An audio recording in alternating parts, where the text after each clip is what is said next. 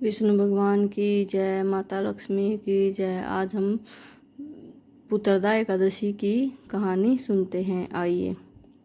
प्राचीन समय की बात है। मारिषीमती नगर में सुकेतुमान नाम के एक धनात्मक राजा रहते थे। उनकी पत्नी का नाम शिव्या था। राजा के पास धन दौलत, राज्य, सुख सुविधाओं की कोई कमी नहीं थी, लेकिन उनकी कोई संतान नहीं थी।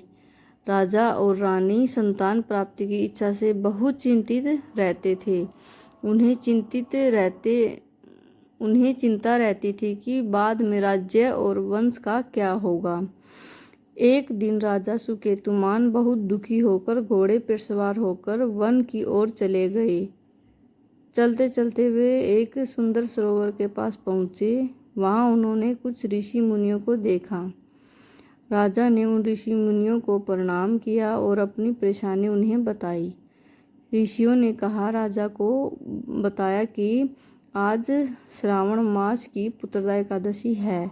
ऋषियों ने कहा, हे राजन, आप श्रद्धा और भक्ति से पुत्रदा एकादशी व्रत करें और भगवान श्री हरि विष्णु की पूजा करें। भगवान विष्णु की कृपा से आपकी मनोकामना अवश्य पूरी होगी। राजा ने ऋषियों की बात मान ली। उन्होंने विधि विधान से पुत्रदा एकादशी का व्रत किया और भगवान विष्णु की पूजा आराधना की। रात्रि में राजा ने विष्णु भगवान का स्मरण करते हुए जागरण किया। अगले दिन द्वादशी को विधि के अनुसार व्रत का पारण किया और ब्राह्मणों को भोजन करवाया, दान दक्षिणा दी। कुछ समय बाद भगवान विष्णु की कृपा से रानी शिव्या गर्भवती हुई। उचित समय आने पर उनके यहाँ सुंदर और तेजस्वी पुत्र का जन्म हुआ। राजा और रानी की खुशी का ठिकाना नहीं रहा। उन्होंने भगवान विष्णु और पुत्रदा एकादशी का ध्यान किया।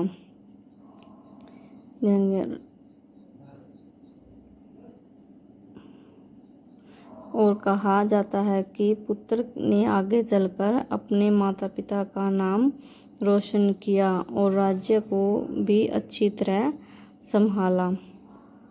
इसी कारण पुत्रदा एकादशी को संतान की कामना और संतान के मंगल के लिए विशेष माना जाता है।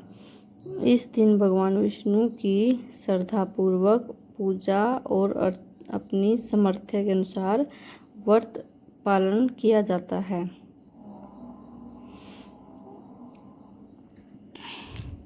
तो इस तरह थी पुत्रदा एकादशी की व्रत कथा।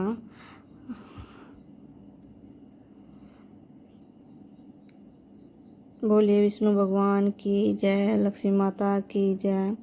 अगर आप सभी को ऐसे ही व्रत और कहानी समय समय पर चाहिए तो प्लीज़ हमारे चैनल को सब्सक्राइब करें,